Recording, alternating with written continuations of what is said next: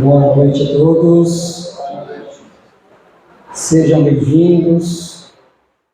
É sempre uma grande honra, uma grande satisfação, também uma grande responsabilidade estar aqui, trazer umas palavras, repartir aquilo que a gente sabe um pouquinho. Sempre gosto de dizer que a gente aprende juntos. Hoje não será diferente. Eu vou procurar trazer um estudo para a gente poder raciocinar juntos. Vamos dar início à nossa reunião com a leitura do Evangelho segundo o Espiritismo. Nós estamos retornando hoje, do intervalo que a gente dá no final do ano. Essa é a nossa primeira reunião do ano. Sejam todos bem-vindos. Coincidentemente, a lição que eu abri aqui caiu exatamente naquilo que era necessário, fazendo referência ao estudo que eu pretendo trazer. O Evangelho segundo o Espiritismo, em seu capítulo 10, Bem-aventurados os que são misericordiosos, o argueiro e a trave no olho. Como é que vedes um argueiro no olho do vosso irmão, quando não vedes uma trave no vosso olho? Ou como é que dizeis ao vosso irmão, deixa-me tirar um argueiro do teu olho? Vós que tendes no vosso uma trave, hipócritas, tirai primeiro a trave do vosso olho, e depois então vede como podereis tirar o argueiro do olho do vosso irmão. Mateus, capítulo 7, versículos de 3 a 5. Uma das insensatezes da humanidade consiste em vermos o mal de outrem antes de vermos o mal que está entre nós. Para julgar-se a si mesmo, fora preciso que o homem pudesse ver seu interior num espelho, pudesse, de certo modo, transportar-se para fora de si próprio, considerar-se como outra pessoa e perguntar: que pensaria eu se visse alguém fazer o que faço? Incontestavelmente, é o orgulho que induz o homem a dissimular para si mesmo os seus defeitos, tanto morais quanto físicos. Semelhante insensatez é inicialmente contrária à caridade, porquanto a verdadeira caridade é modesta, simples e indulgente. Caridade orgulhosa é um contrassenso, visto que esses dois sentimentos se neutralizam um ao outro. Com efeito, como poderá um homem bastante presunçoso para acreditar na importância da sua personalidade e na supremacia das suas qualidades, possuir ao mesmo tempo abnegação bastante para fazer ressaltar em outrem o bem que o eclipsaria, em vez do mal que o exalçaria? Por isso mesmo, porque é o pai de muitos vícios, o orgulho é também a negação de muitas virtudes. Ele se encontra na base e como móvel de quase todas as ações humanas. Essa a razão por que Jesus se empenhou tanto em combatê-lo como principal obstáculo ao progresso.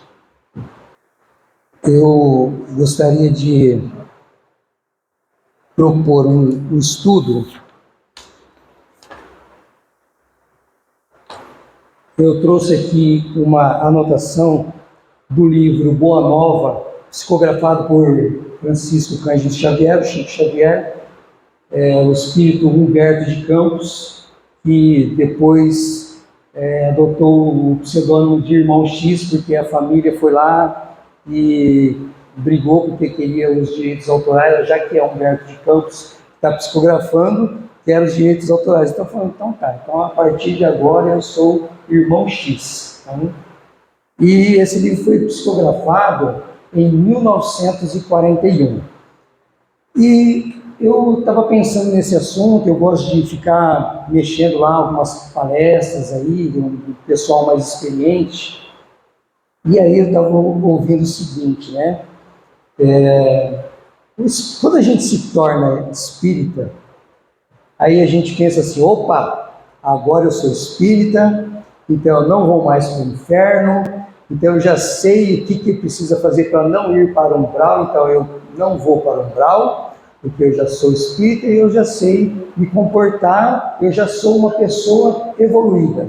A salvação para mim está garantida. Né? É claro que isso aí não acontece com vocês, né? Eu, de vez em quando, até penso assim, mas tenho certeza que com vocês é diferente. Bom, mas, por via das dúvidas, né? Como a gente quer compartilhar aqui os conhecimentos, vamos confabular um pouquinho. Aí a gente pensa assim, bom, já que eu estou salvo, eu vou querer salvar mais alguém, né? Eu vou querer que as pessoas também ao meu redor sejam salvas, então eu vou procurar fazer de tudo para melhorá-las, para que elas, né, possam alcançar aquilo que eu já alcancei. Aí vem essa lição do Evangelho. Você não está enxergando, você está com uma trave na sua... Eu estou com uma trave nos meus olhos, querendo tirar o cisquinho lá do olho do outro. Então tem uma passagem em que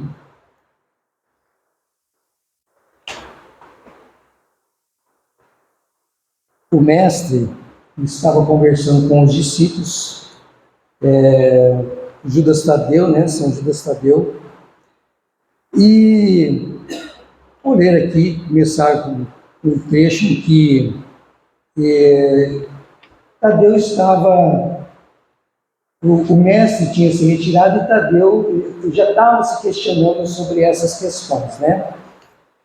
Então, certo dia em que o Senhor se retirara com Tiago e João para os lados de Cesareia de Filipe, uma pobre demente lhe foi trazida para Tadeu,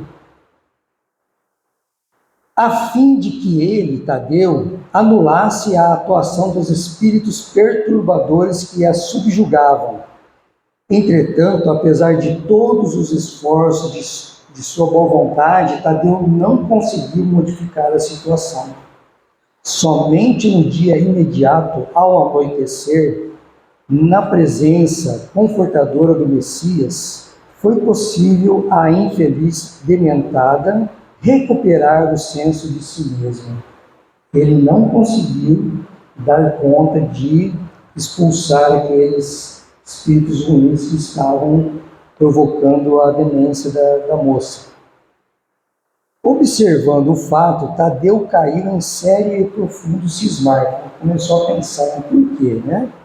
Por que razão o mestre não lhes transmitia automaticamente o poder de expulsar os demônios malfazejos para que pudessem dominar os adversários da causa divina? Se era tão fácil a Jesus a cura integral dos endemoniados, por que motivo não provocava ele, de vez, a aproximação geral de todos os inimigos da luz, a fim de que, pela sua autoridade, fossem definitivamente convertidos ao reino de Deus?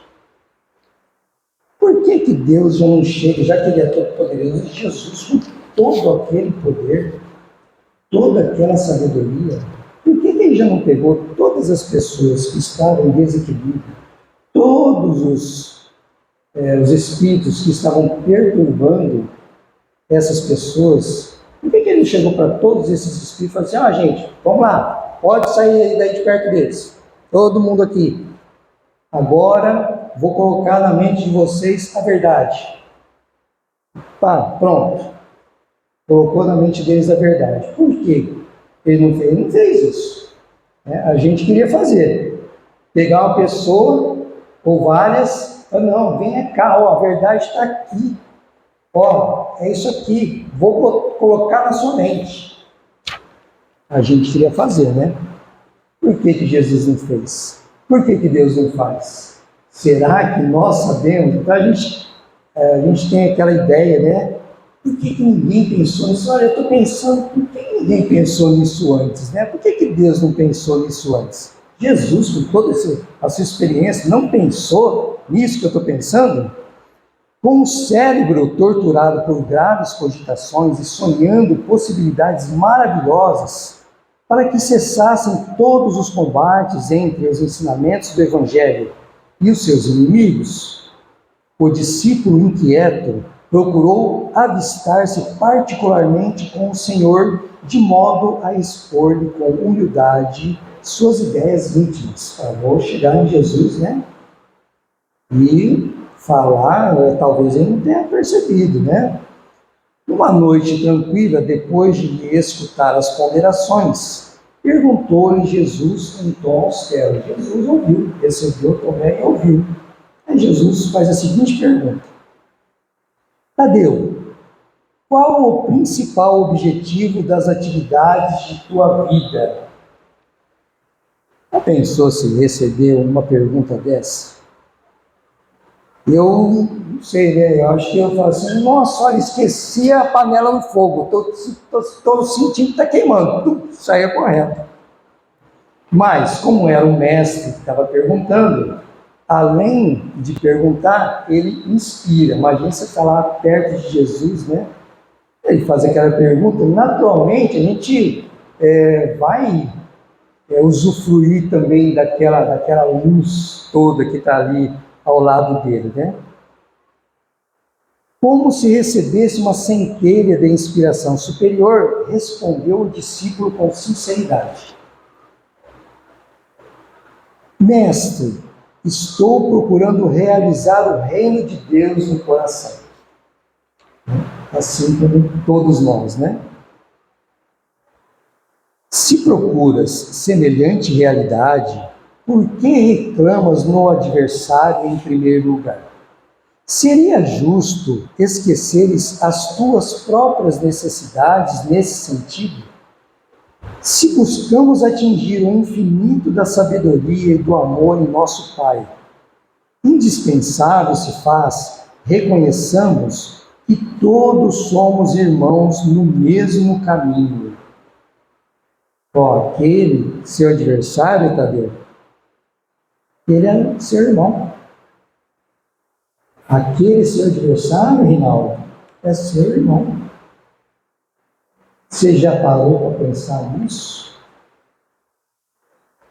Senhor, os espíritos do mal são também nossos irmãos? Inquiriu admirado o apóstolo.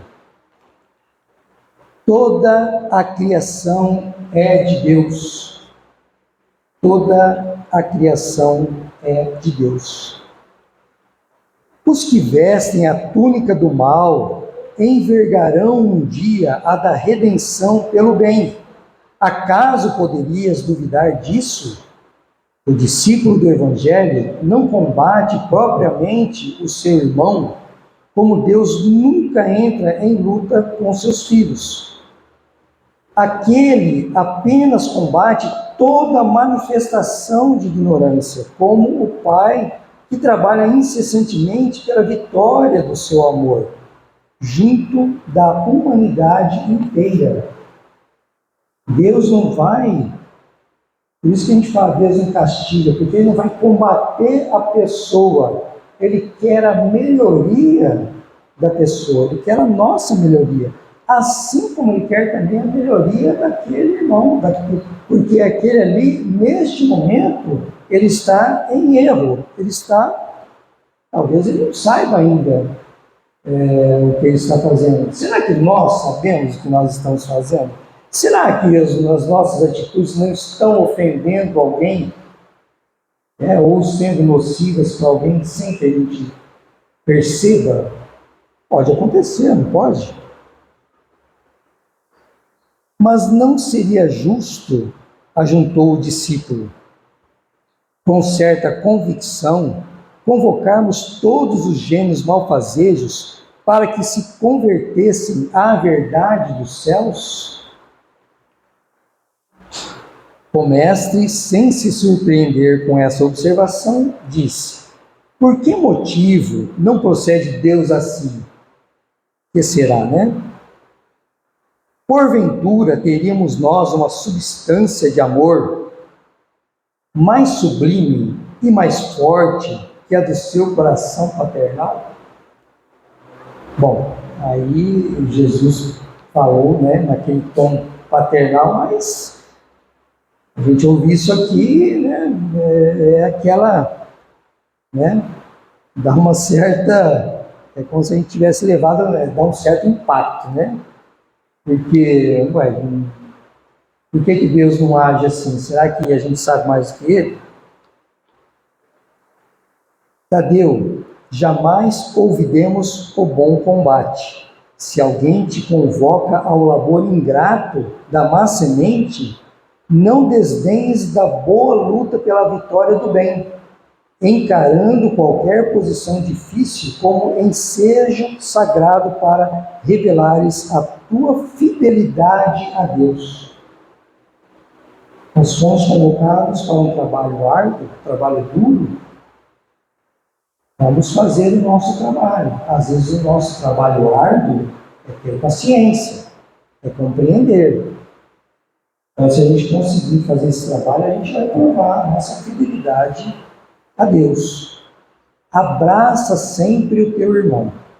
Se o adversário do reino te provoca ao esclarecimento de toda a verdade, não desprezes a hora de trabalhar pela vitória da luz, mas segue o teu caminho no mundo atento aos teus próprios deveres, pois não nos consta que Deus abandonasse as suas atividades divinas para impor a renovação moral dos filhos ingratos que se rebelaram na sua casa.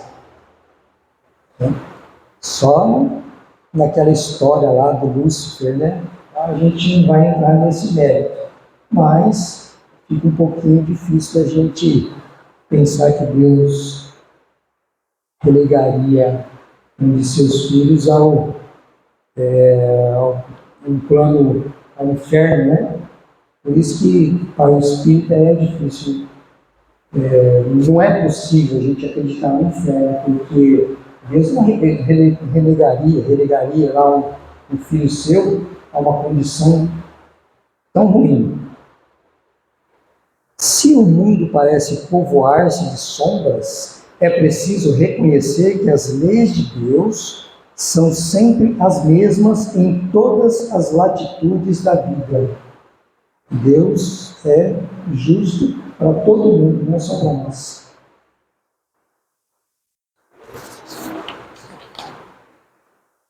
É indispensável meditar na lição de nosso Pai e não estacionar a meio do caminho que percorremos. Os inimigos do reino se empenham em batalhas sangrentas? Não ouvides o teu próprio trabalho. Eles estão trabalhando para destruir, você está trabalhando para construir? Trabalhe para construir. Continue o seu trabalho para construir. Padecem no inferno das ambições desmedidas os teus inimigos? Caminha para Deus. Eles querem agir daquela maneira, você caminha para Deus. Lançam a perseguição contra a verdade, tens contigo a verdade divina que o mundo não te poderá roubar nunca. Se alguém calunia, a verdade vai aparecer. Se eu estou caminhando pela verdade, a verdade vai prevalecer. Devemos continuar caminhando pela verdade.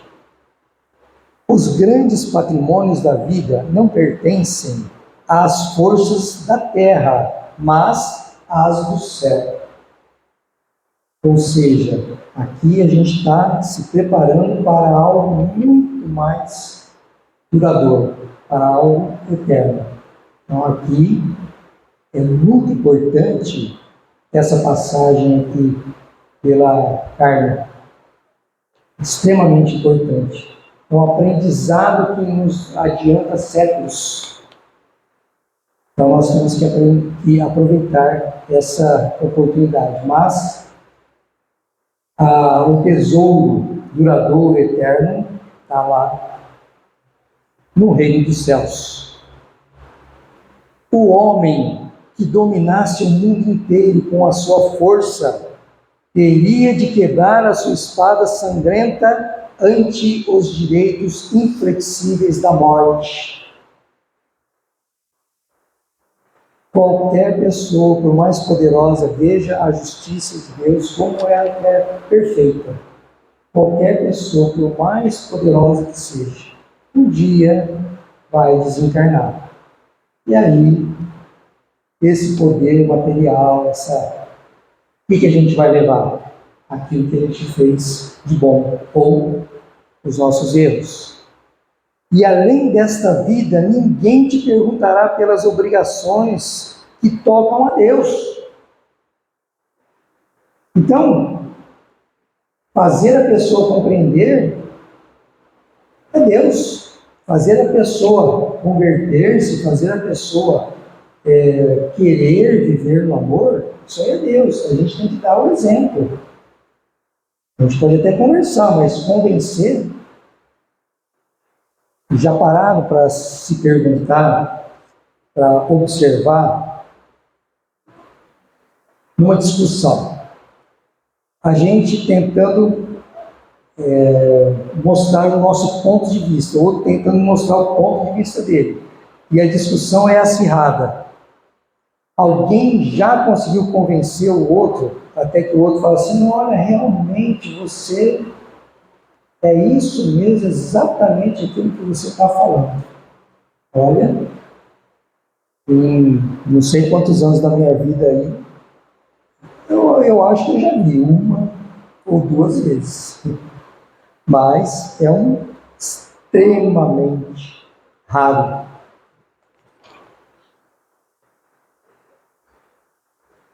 Ninguém te perguntará pelas obrigações que tocam a Deus, mas unicamente pelo mundo interior que te pertence a ti mesmo, sob as vistas amoráveis de nosso Pai.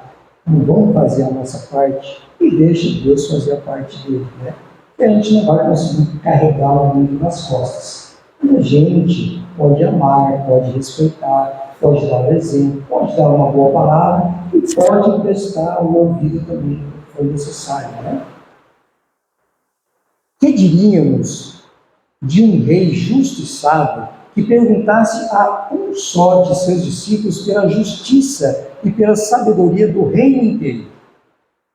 Entretanto, é natural que o súdito seja inquirido acerca dos trabalhos que lhe foram confiados, no plano geral, sendo também justo se lhe pergunte pelo que foi feito de seus pais, de sua companheira, de seus filhos e irmãos. Andas assim tão esquecido desses problemas fáceis e singelos? Aceita a luta sempre que fores julgado digno dela e não te esqueça em todas as circunstâncias de que construir é sempre melhor. Construir é sempre melhor, mas não é tão fácil, né? Destruir é bem mais fácil. E a nossa companheira, os nossos pais, nossos filhos, os nossos irmãos, fácil, né? A gente já tem isso aí para cuidar, mas é fácil, eu quero cuidar de todo mundo.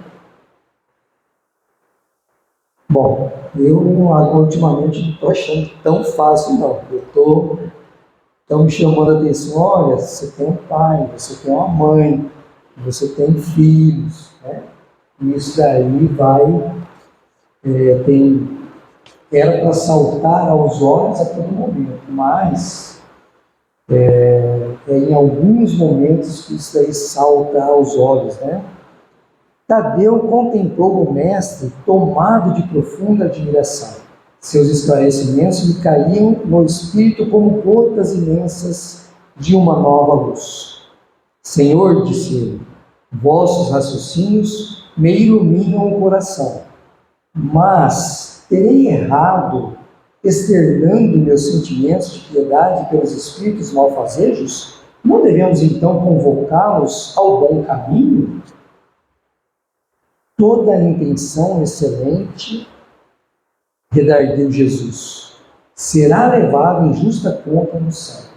Mas precisamos compreender que não se deve tentar a Deus.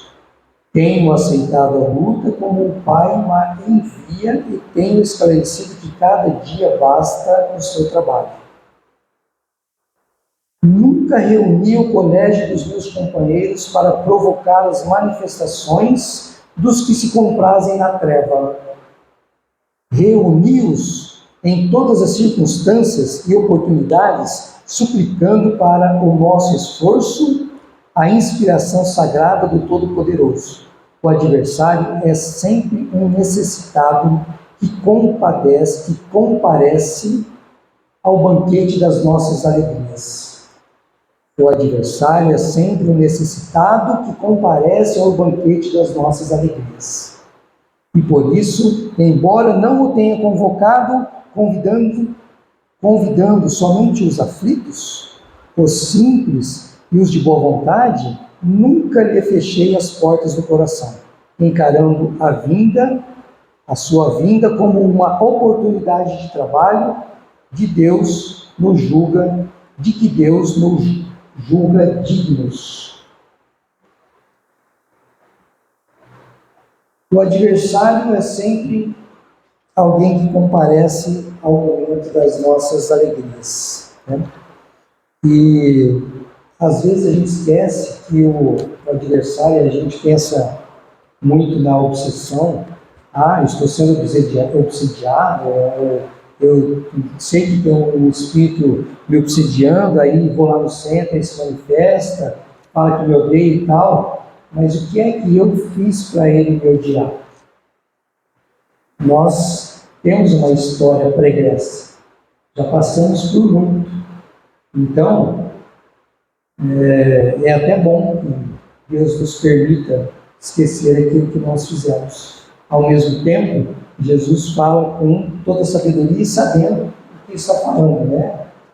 Ame, perdoe, porque Ele sabe aquilo que nós fizemos lá atrás e o que acontece quando a gente não perdoa, quando a gente não compreende, não ama. Então, amar é a solução, perdoar é a solução. O apóstolo humilde sorriu, saciado em sua fome de conhecimento, porém acrescentou, preocupado com a impossibilidade em que se via de atender eficazmente à vítima que o procurara, aquela moça lá que ele não conseguiu expulsar os espíritos maldosos, né? Senhor, vossas palavras são sempre sábias, entretanto, de que necessitarei para afastar as entidades da sombra quando o seu império se estabeleça nas almas? Voltamos assim ao início das nossas explicações, retrucou Jesus, pois para isso necessitas da edificação do reino no âmago do teu espírito, sendo que este o objetivo de tua vida. Só a luz do amor divino é bastante forte para converter a alma à verdade. Já viste algum contendor da terra convencer-se sinceramente tão só pela força das palavras do mundo? As dissertações filosóficas não constituem toda a realização. A gente ficar só filosofando, só dizendo, conversando aí o que é o bem e o que é o mal, não vai resolver não, o negócio é atitude, né? Elas podem ser um recurso fácil da indiferença ou uma túnica brilhante acobertando penosas necessidades. O reino de Deus, porém, é a edificação divina da luz.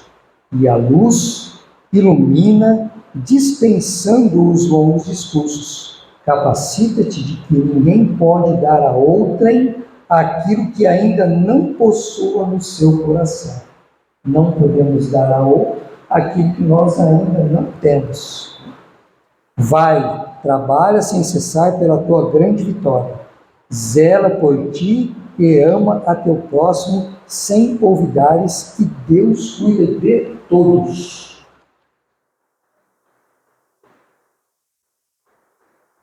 Então, é aquela questão da gente querer salvar o mundo, né? Será que a gente consegue salvar o mundo? Ou a gente vai ficar mais embaraçado com isso daí? A gente vai ficar mais perdido ainda se a gente quiser salvar o mundo. Deus está aí para fazer a parte dele. Nós temos que fazer a nossa, mas nós temos que dar também aquilo que nós temos. Não, a gente ainda não alcançou a iluminação, a sabedoria de Jesus. Então, quem somos nós para a gente querer salvar alguém? Meus amigos, o que eu tinha para expor aqui hoje era isso. Agradeço muito as vibrações de vocês, as orações, a paciência de vocês. Muito obrigado e vamos à oração de encerramento.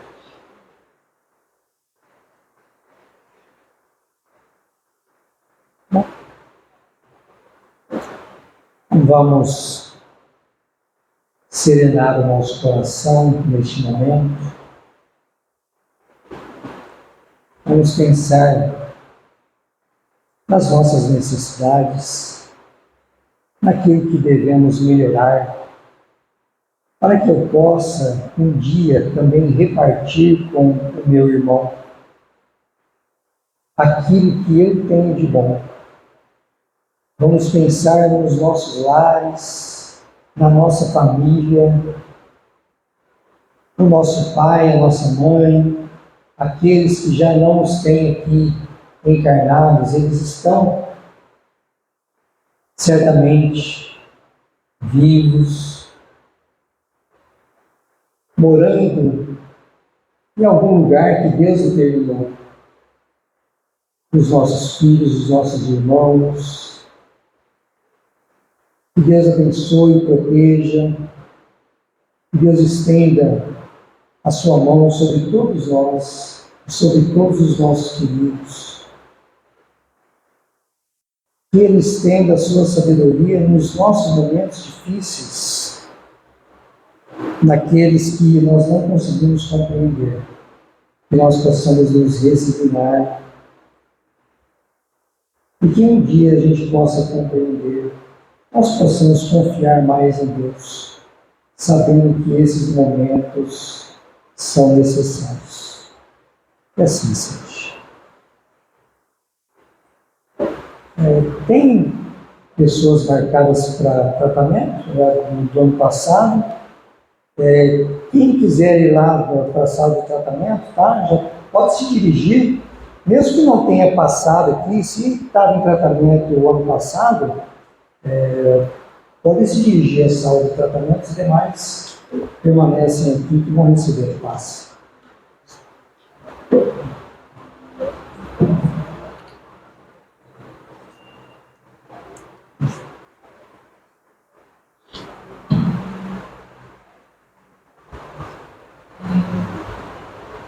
Que temos que agradecer a Deus hoje por mais esse dia, por mais essa reunião.